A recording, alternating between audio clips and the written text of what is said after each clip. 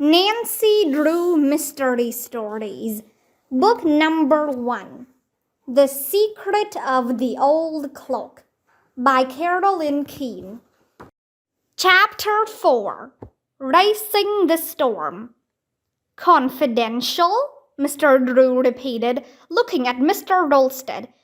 You may rest assured that whatever you tell us will not be repeated to anyone. Well, I'll say this much, Mr. Rolsted went on. About a year ago, Josiah Crowley came to see me and said he wanted to draw up a new will. He indicated that he intended to spread out his bequests among several people. He expressed a desire to write the will himself and asked me a number of questions. I took him to my office and told him exactly how to proceed. When he left, he promised to have me look over the document after he had drawn it up. Then you actually saw the will? Mr. Drew asked in surprise. No, strange to say, Crowley never came back. I don't know whether he ever wrote the will or not. And if he did, there would be a chance that it would not be legal? Nancy spoke up. Yes, he might have typed it and signed the paper without a witness. In this state, at least 2 witnesses are required and 3 are advisable. What would happen, Nancy asked, if a person were ill or dying and had no witness and wanted to make a will?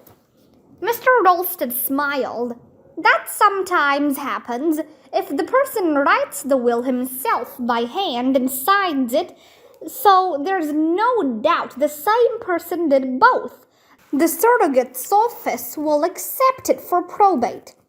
Then if Mr. Crowley wrote out and signed a new will, it would be legal, Nancy commented. That's right. But there's another thing to remember. It's pretty risky for someone who is not a lawyer to draw up a will that cannot be broken. Mr. Drew nodded. If Josiah Crowley left any loophole in a will he wrote personally, the Tophams would drag the matter into court. Yes, it's a foregone conclusion that the Tophams will fight to keep the fortune, whether they have a right to it or not.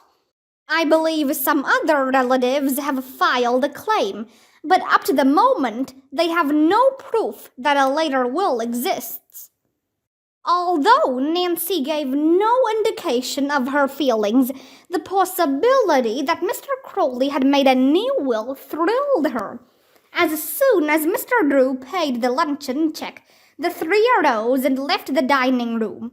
Mr. Rolsted took leave of Nancy and her father in the lobby. Well, Nancy, did you find out what you wanted to know? Mr. Drew asked, after the lawyer had left. Oh, Dad, it's just as I suspected. I'm sure Mr. Crowley did make a later will. He hid it someplace. If only I could find out where. It would be like looking for a needle in a haystack, Mr. Drew commented. I must figure out a way, Nancy said with determination. I want to help little Judy. She awoke the next morning thinking about the mystery. But where should she start hunting for possible clues to a second will? She continued pondering about it while she showered and dressed. As she entered the dining room, she was greeted with a cheery good morning from her father and Hannah Gruen. During breakfast, Mr. Drew said, Nancy, would you do a little errand for me this morning? Why, of course, Dad. I have a number of legal documents which must be delivered to Judge Hart at Masonville sometime before noon. I'd take them myself, but I have several important appointments. I'd appreciate it if you would drive over there with them.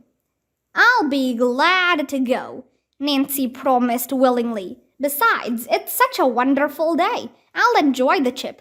Where are the papers? At the office. You can drive me down and I'll get them for you.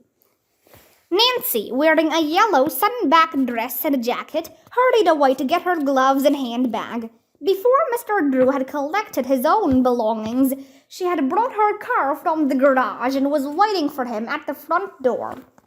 I put the top down so I can enjoy the sun, she explained as her father climbed in.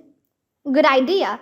I haven't heard you mention the Crowley case yet today, Mr. Drew teased as they rode along. Have you forgotten about it? Nancy's face clouded. No, I haven't forgotten, but I must admit I am stumped as to where to search for clues. Maybe I can help you. I've learned that the two girls on River Road who expected to be remembered in the will are named Hoover. You might look them up on your return trip. That's great. I'll watch the mailboxes for their name.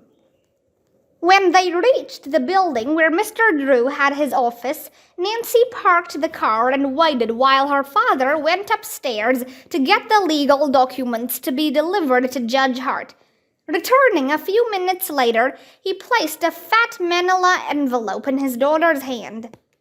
Give this to the judge. You know where to find him? Yes, Dad, in the old Merchants Trust Company building. That's right. Selecting a recently constructed highway, Nancy rode along, glancing occasionally at the neatly planted fields on either side. Beyond were rolling hills. Pretty, she commented to herself. Oh, why can't all people be nice like this scenery and not make trouble? It was nearly 11 o'clock when she finally drove into Masonville. Nancy went at once to Judge Hart's office, but was informed he had gone to the courthouse. Recalling that her father had mentioned the necessity of the papers being delivered before noon, she set off in search of the judge. Nancy had considerable trouble trying to see him, and it was 12 o'clock when at last she delivered the manila envelope into his hands.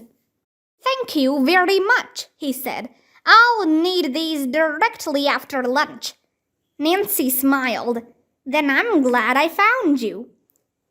When Judge Hart learned that Nancy was the daughter of Carson Drew, he at once insisted that she have luncheon with him and his wife at their home before returning to River Heights. She accepted the invitation and spent a very pleasant hour with the Harts. During the meal, the judge laughingly asked if Nancy was still playing aid to her father. Oh, yes, she said, and at once told him about the Drews' interest in the Crowley case. Did you know Josiah Crowley or ever heard of him? She asked. Both the Harts nodded. A maid who used to be with them came to work for us after Mrs. Crowley's death, the judge explained. Jane herself passed away a short time ago. We never met Josiah, Mrs. Hart added, but Jane pointed him out to my husband and me one time down on Main Street. Did he have relatives or friends in town? Nancy inquired. I think not, the judge replied. Nancy wondered what old Josiah had been doing in Masonville, if he had no relatives or friends there. The town was not known as a spot for sightseeing. Her interest was further quickened when Mrs. Hart remarked that she had seen Mr. Crowley in town at another time also. How long ago was that? The girl asked. Mrs. Hart thought a minute, then replied, Oh, less than a year, I'd say. When luncheon was over, the judge said he must leave. Nancy told the Harts she, too, should go. She thanked them for their hospitality, then said goodbye. Soon she was driving homeward. Why had Mr. Crowley gone to Masonville? She asked herself. Could it have had anything to do with a later will? Nancy had chosen a route which would take her to River Road. Half an hour later, she turned into the beautiful country road, which wound in and out along the Muskoka River, and began to look at the names on the mailboxes. Hoover, she reminded herself. About halfway to River Heights, while enjoying the pastoral scenes of cows standing knee-high in shallow sections of the stream and sheep grazing on flower-dotted hillsides, Nancy suddenly realized the sun had been blotted out. A thunderstorm's on the way, she told herself, glancing at black clouds scudding across the sky. Guess I'd better put the top of the car up. She pressed the button on the dashboard to raise the top, but nothing happened. Puzzled, Nancy tried again. Still, there was no response. By this time, large drops of rain had started to fall. I'll get soaked, Nancy thought as she looked around. There was no shelter in sight, but ahead, past a steep rise, was a sharp bend in the road. Hopeful that there would be a house or barn beyond, Nancy started the car again. Vivid forked lightning streaked across the sky. It was followed by an earth-shaking clap of thunder. The rain came down harder. "Oh, why didn't I bring a raincoat?" Nancy wailed. When Nancy swung around the bend, she was delighted to see a barn with lightning rods about a quarter mile ahead. Farther on stood a small white house. "I wonder if that's the Hoover place," Nancy mused. By now the storm was letting loose in all its fury. The sky was as dark as night, and Nancy had to switch on her headlights to see the road. She was already thoroughly drenched, and her thought of shelter at this point was one of safety rather than of keeping dry. Nancy turned on the windshield wipers, but the rain was so blinding in its intensity, it was impossible to see more than a few feet ahead. Almost in an instant, the road had dissolved into a sea of mud. Nancy had been caught in a number of storms, but never one as violent as this. She feared a bad skid might land her in a ditch before she could reach the shelter of the barn. "How much farther is it?" she worried. "It didn't seem this far away." The next instant, Nancy's right, a ball of fire rocketed down from the sky. "Oh, that was close," she thought fearfully. Her skin tingled from the electrical vibrations in the air. A moment later, a surge of relief swept over Nancy. "At last," she breathed. At the side of the road, the barn loomed up. Its large double doors were wide open. Without hesitation, Nancy headed straight for the building and drove in. The next moment, she heard a piercing scream.